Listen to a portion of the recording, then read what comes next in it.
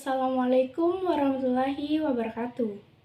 Perkenalkan, nama saya Evi Puspitasari dengan NIM 220903501077. Saya dari kelas manajemen C. Yang terhormat Ibu Dr. Hasriani SPD MPD, selaku dosen pengampu mata kuliah Bahasa Indonesia. Yang saya hormati teman-teman sekalian, dan yang saya sayangi dan saya banggakan, rekan-rekan kelas manajemen C. Pertama-tama, marilah kita panjatkan puji dan syukur kehadirat Allah Subhanahu wa Ta'ala yang telah memberikan kita rahmat, taufik, dan hidayahnya sehingga kita masih dapat bertemu saat ini dalam keadaan sehat walafiat. Tidak lupa kita panjatkan salawat serta salam kepada junjungan kita Nabi Muhammad SAW, yang syafaatnya selalu kita nantikan esok hari di hari kiamat. Marilah kita berada di salah satu umatnya yang menerima syafaatnya. Amin ya rabbal alamin. Dalam konteks ini, saya akan membahas tentang efek perkembangan teknologi pada pelajar. Dia akan menyoroti salah satu jenis alat elektronik yang berdampak signifikan bagi pelajar. Salah satunya yaitu telepon genggam yang sering kita sebut dengan handphone. Saat ini, banyak anak muda atau pelajar yang menggunakan handphone sebagai alat komunikasi. Namun, tahukah kamu, anak muda seringkali menyalahgunakan handphone untuk melihat hal-hal yang tidak seharusnya mereka lihat, apalagi sebagai seorang pelajar. Perilaku siswa saat ini semakin buruk. Kita bisa mendapatkan dua pengaruh dari adanya handphone. Pengaruh positif handphone adalah mempermudah komunikasi, menambah pengetahuan tentang perkembangan teknologi, dan memperluas jaringan pertemanan. Adapun dampak buruknya, yaitu dapat mengganggu tumbuh kembang anak dan dapat mempengaruhi sikap dan perilaku para mahasiswa. Tak jarang, pada saat ini siswa menerima panggilan dan pesan dari teman mereka, bahkan dari keluarga mereka sendiri. Namun, yang menjadi hal yang paling buruk, beberapa siswa menggunakan ponsel saat guru sedang menjelaskan pelajaran, dan jika ini dibiarkan, maka generasi-generasi pada saat ini hanya akan menjadi budak teknologi. Sebagai seorang pelajar, seharusnya lebih berhati-hati dan bijak dalam menggunakan atau memilih handphone. Anak-anak tidak boleh dibiasakan menggunakan HP terus-menerus, kecuali jika benar-benar diperlukan. HP bisa digunakan untuk keperluan lain. Dampak negatif lainnya yaitu menambah pengeluaran kita, apalagi jika ponsel hanya digunakan untuk hal-hal yang tidak berguna. Itu hanya sebuah pemborosan. Perkembangan teknologi yang cukup modern saat ini dapat memengaruhi dunia pendidikan di Indonesia. Maraknya ponsel kini juga telah merusak moral pelajar di negara kita. Pada malam hari, para pelajar menggunakan waktunya untuk belajar. Akan tetapi, apakah mereka dapat belajar dengan konsentrasi yang cukup? Banyak di antara mereka yang belajar sambil bermain HP.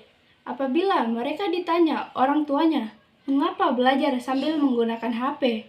Mereka hanya menjawab, kalau tidak sambil menggunakan HP dan mendengarkan musik, mereka tidak bisa konsentrasi belajar. Padahal, jika dipikir-pikir, itu hanya alasan saja. Mereka hanya tidak ingin ketinggalan dengan obrolan-obrolan grup dengan teman-temannya. Disinilah yang perlu ditanyakan.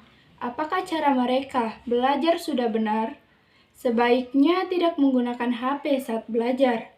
Lebih bagus lagi jika HP dimatikan. Oleh karena itu, siswa tidak dapat melakukan kegiatan lain bersamaan dengan pelajaran mereka. Jika tidak, siswa dapat menggunakan aplikasi di ponsel mereka. Kebanyakan dari mereka sering menggunakan layanan online. Alih-alih mencari informasi penting, mereka hanya membuka YouTube, TikTok, Instagram, dan WhatsApp. Jadi, kebanyakan siswa sekarang menjelajahi web sambil belajar, bukan belajar sambil menjelajahi web. Namun semua itu tergantung dari diri kita masing-masing.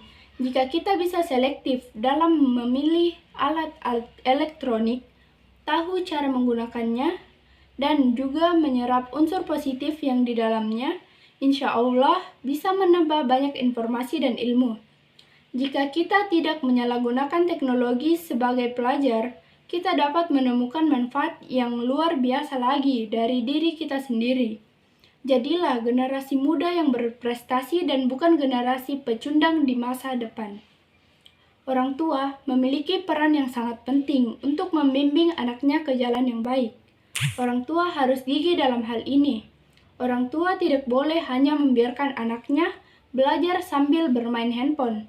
Namun, jika para siswa memang sudah terbiasa belajar sambil menggunakan handphone, sebaiknya hentikan kebiasaan tersebut sedikit demi sedikit. Setelah selesai belajar, mereka bisa menggunakan handphone. Namun, aplikasi pada handphone terlalu beragam sehingga menarik perhatian para pelajar. Mereka terlalu asik menonton TikTok dan bermain game hingga lupa waktu. Mereka tidur larut malam. Akibatnya, mereka bangun terlambat di pagi hari. Lebih buruknya lagi, mereka tidur selama pelajaran dan tidak memperhatikan pelajaran yang benar. Jika mereka tidak dapat mendengarkan pelajaran dengan baik, maka dapat mempengaruhi prestasi akademik siswa. Melihat sisi negatifnya, mungkin tidak ada habisnya. Mereka dapat membuang-buang waktu, melalaikan tanggung jawab, mendorong kejahatan, dan juga menurunkan prestasi siswa. Banyak hal yang dapat dilakukan untuk mengoptimalkan menggunakan handphone. Kita dapat mengalihkan perhatian dan kegemaran ke bentuk aktivitas lain yang lebih bermanfaat, seperti berolahraga, memasak, baca buku, dan lain-lain. Anak-anak yang belum dewasa sebaiknya dibatasi dalam menggunakan handphone agar dapat menjadi generasi yang bermanfaat bagi negeri ini.